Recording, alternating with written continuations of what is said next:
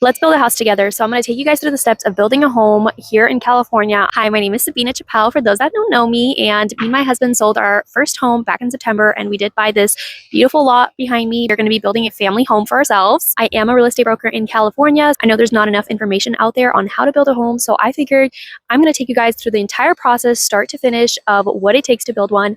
This home is specifically located in Sacramento County, so some of the rules and regulations might be a little bit different. Let's go over some of the details of what to look for when you're looking for a property. So first up, it's going to be finding a property in the area that you like. This property is in the area that we absolutely love. It is in an area that I grew up pretty much my entire life. It is about 5 minutes from the freeway, not less. It is about 5 minutes from my parents' house, and it's also about a minute away from my sister's house. It is a piece of land that fell right into our laps. We did look at properties for a long time, but we would never pull the trigger just because we wanted to find something that we actually love. So you want to look for something that you actually love. Usually when you're building a home, you're not going to sell it for at least 2 years. Be like a typical investor or builder where you build something, you live for 2 years to avoid taxes, and then you build your next project.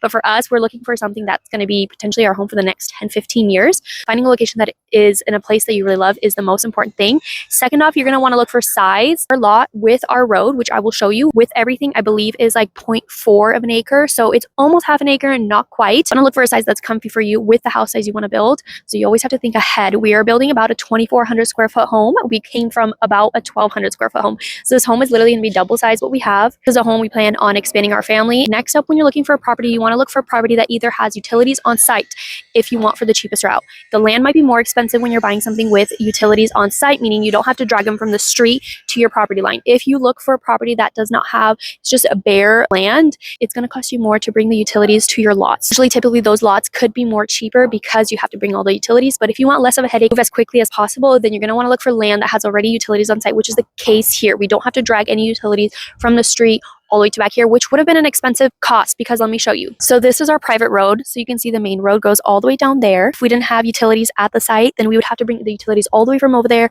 all the way to the back lot. So we are located behind 4 other houses, which we kind of like because it's going to give us privacy. Another thing you're going to want to pay attention is if your lot has any sidewalk, curb, or gutters, and if any of your neighbors have that, because if your lot is just grass and then goes straight to the road and your neighbors have a sidewalk, curb, and gutter, then the city or county more than likely is going to require you to make the improvement to add it. So that's another additional financial cost.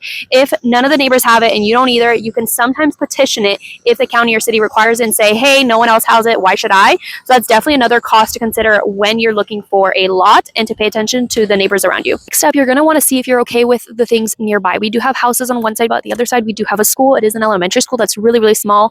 We didn't mind it because one, school is out for a few months of the year. 2, we have technically no neighbors on that side for the second half of the day. And 3, it's a really small school, so we personally did not mind it. Some people might mind having a school behind them. Also, we have behind us is actually located the school yard. That's going to be in our backyard. We didn't mind that because the schoolyard is so big that we paid attention to when the kids were playing. They were never going out there. This is the yard. As you can see, the school playground is all the way right there. So it's technically in our neighbor's backyard. Play all the way back there, and then sometimes they came out to this playground area, but for the most part no one comes back here, which we absolutely love. So we know we're gonna have some peace and quiet. Let's say you did find a piece of property. What do you do next? You're going to have to find someone like a project manager, or if you want to do these steps by yourself, you definitely can. It is going to be a learning curve. Or someone like a real estate broker like myself, someone who knows what they're doing, who's built before. We have built in the past, but it's never been for personal properties, always been for sale properties. And basically we can guide you to the steps of getting your permits.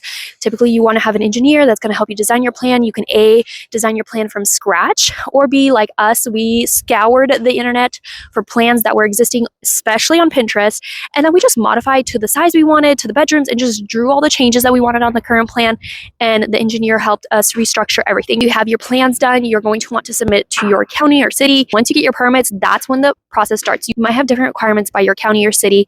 Our county requires us to compact our ground, and we have to pass a compaction test. So the ground has to be 80% compacted before we could start the foundation. So that's what we did here. So I'm going to show you guys real quick. See here, the ground has been completely flattened and compacted for the most part. It's only in the shape of the house. So anything on this side, as you can see, it's got rocks, it's got bricks, it's not flat. So this part has not been compacted. House shape is in an L. So basically this is compacted right over here. Right hand side is all not compacted because this is going to be the front yard space.